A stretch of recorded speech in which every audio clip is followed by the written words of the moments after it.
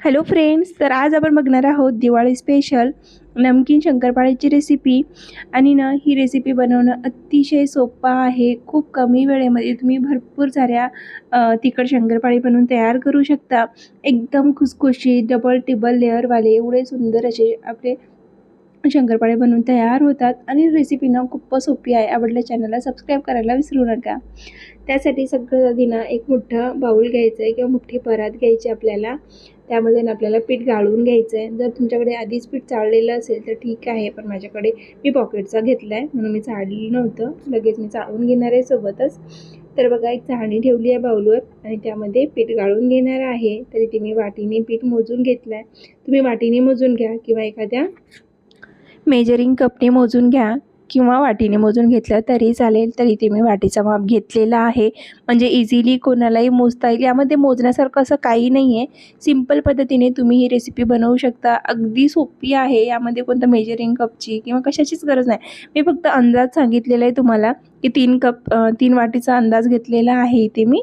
तर मोजून 3 वाटी इतकं आपल्याला मैदा घ्यायचा आहे। 3 वाटीने खूप जास्त पण बनत नाहीत, जवळपास अर्धा किलो इतके शंकरपाळी बनवून तयार होतात नमकीनवाले। तर बघा, इथे पीठ चाळून घेतलेलं आहे। आता त्यामध्ये बाकीचे इन्ग्रेडियंट्स आपण टाकून घेऊया। तर सगळ्यात आधी तर बघा, मी इथं बाजूचं सगळं क्लीन करून घेते। त्यानंतर आपण पीठ लावून घेऊया शंकरपाळीसाठी। तर यामध्ये भरपूर काही मसाले पडत नाहीत, एकदम सिंपल रेसिपी आहे। तरी ते मी जवळपास अर्धा चमचा इतकं ओवा घेतलेला आहे। त्याला हाताने क्रश करून आपल्याला ॲड करायचं आहे पिठामध्ये। क्रश करून ॲड केल्यानं खूप छान फ्लेवर येतो। त्यासाठी शक्यतो कधीही ओवा ॲड करत असताना क्रश करूनच ॲड करायचं हाताने। चवीपुरतं अर्धा चमचा इतकं मीठ ॲड केलेलं आहे आणि अर्धा चमचा इतकी कलोंजी ॲड केली आहे। अर्धा चमचा इतकं मिरची पावडर ॲड करायचं आहे, किंवा चवीप्रमाणे तुम्ही कमी किंवा जास्त पण करू शकता। तर इथे मी अर्धा चमचा मिरची पावडर ॲड केलेला आहे।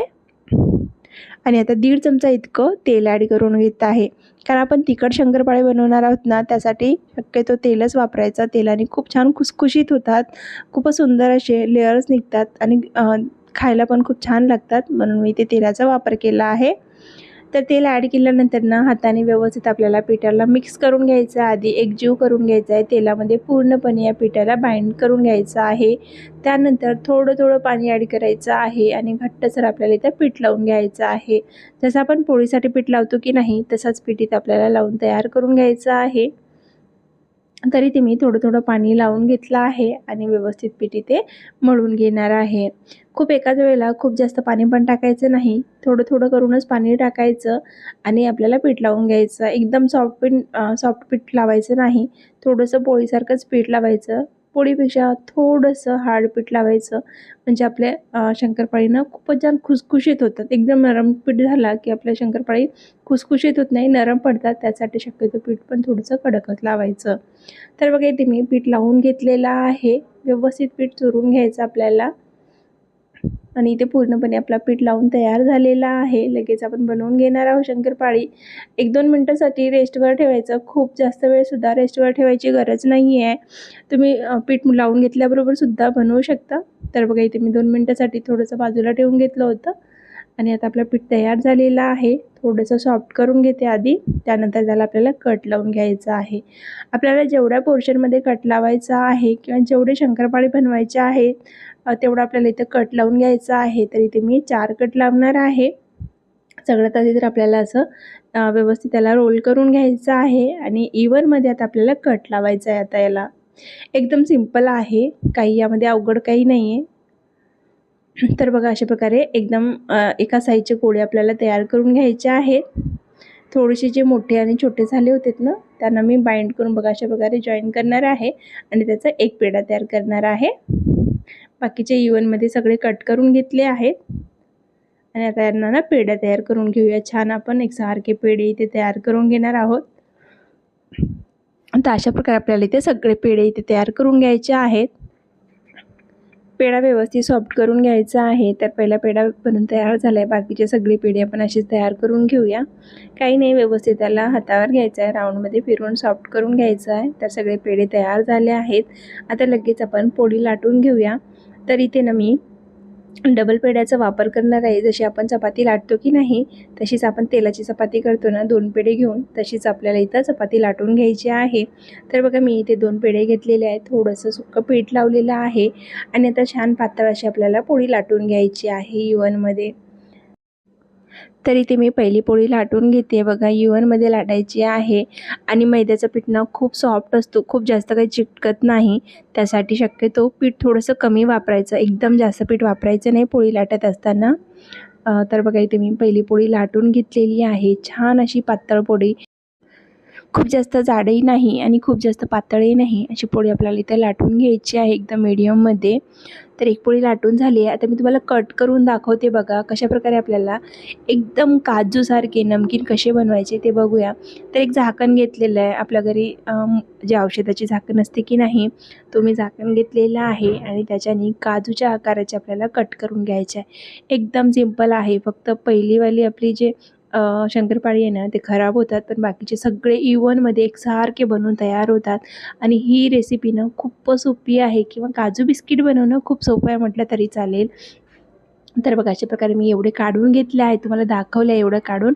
आणि एक पोळीचं करून दाखवलेलं आहे पूर्ण. बघा एवढे निघले आहेत एका पोळीमध्ये. आता इकडे तेल तापण्याकरिता ठेवलेलं आहे.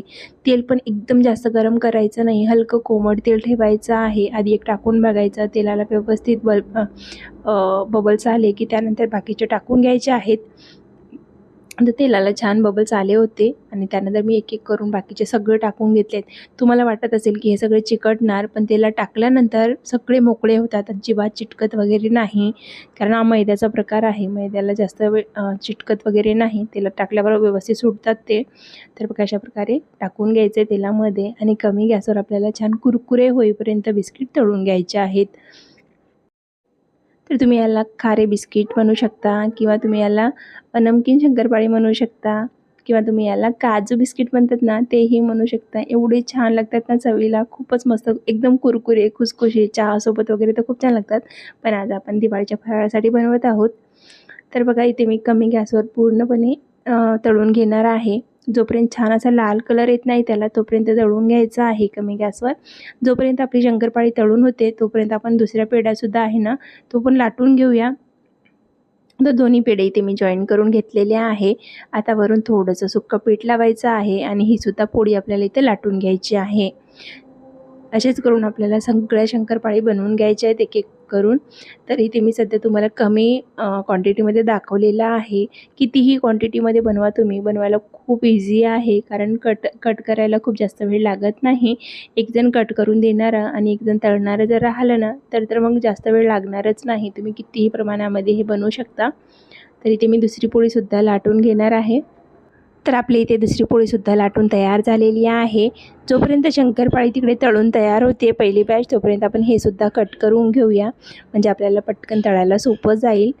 तर बघा इथे मी त्याच्यातले काही उरले होते प्लेटमध्ये काढून ठेवले होते, ते काढून ठेवले आहेत. त्याच्यामध्येच आपण हे सुद्धा टाकूया. चिकटण्याची अजिबात टेन्शन घ्यायची नाही, अजिबात चिकटणार नाहीत.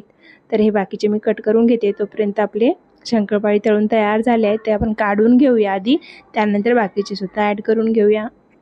शंकरपाळी तळत असताना नेहमी गॅस एकदम कमी ठेवायचं. कमी गॅसवरच आपल्याला छान लालसर होईपर्यंत, एकदम खुसखुशीत होईपर्यंत तळून घ्यायचं आहे. एकदम लाल पण डार्क करायचं नाही, म्हणजे ते पण कडवट लागतात. तर असा कलर येईपर्यंत छान तळून घ्यायचा आहे. तर एक बॅच आपली इथे तळून तयार झालेली आहे. तशीच आता लगेच आपण दुसरी बॅचसुद्धा यामध्ये तळून घेऊया. तर बघा इथे पूर्ण शंकरपाळी काढून घेतली आहे. आता लगेच आपण दुसरी बॅच पण तळून घेणार आहोत. तर ना इथे मी टाकून घेतली आहे, पण क्लिप घेणं विसरली. त्यासाठी बघा दुसरी बॅच पण तळून तयार झाली आहे. लगेच आपण तिसरी बॅच पण टाकून घेणार आहोत आणि असेच एक एक करून सगळ्या शंकरपाळी आपण बनवून घेणार आहोत. तर बघा इथे मी दुसरी बॅच पण टाकली आहे, पण त्याची पण क्लिप घेणं विसरली, कारण घाईमध्ये होते. सकाळच्या टाईमला मी हा व्हिडिओ केलेला आहे, त्यासाठी थोडंसं घाईमध्ये होती. पण मी तुम्हाला एकदम डिटेलमध्ये व्हिडिओ शेअर केलेला आहे. फक्त काही नाही, गॅस एकदम कमी ठेवायचा आणि त्यानंतर टाकून घ्यायच्या आपल्या ह्या शंकरपाळी, आणि एकदम कमी गॅसवर शेवटपर्यंत तळून घ्यायचं आहे. गॅस अजिबात वाढवायचं नाही आणि घाईने तर तळायचंच नाही. एकदम स्लो गॅसवर, मीडियम गॅसवर आरामाने याला तळून घ्यायचं आहे. तर एक एक करून सगळ्या बॅच इथे मी तळून घेतलेल्या आहेत आपल्या शंकरपाळी, आणि आता तुम्हाला सर्वसुद्धा करून दाखवते. तर जवळपास अर्धा किलोपेक्षाही थोडेसे जास्त शंकरपाळी बनवून तयार झाल्या आहेत. 3 वाटी मैद्यामध्ये भरपूर साऱ्या शंकरपाळी बनवून तयार होतात कमी वेळेमध्ये सुद्धा. एक तोडून बघूया. बघा किती छान लेयर्सवाले आणि छान क्रिस्पी क्रंची बनून तयार झालेत. तर कशी वाटली रेसिपी कमेंट करून नक्की सांगा. आवडल्या चॅनलला सबस्क्राईब करायला विसरू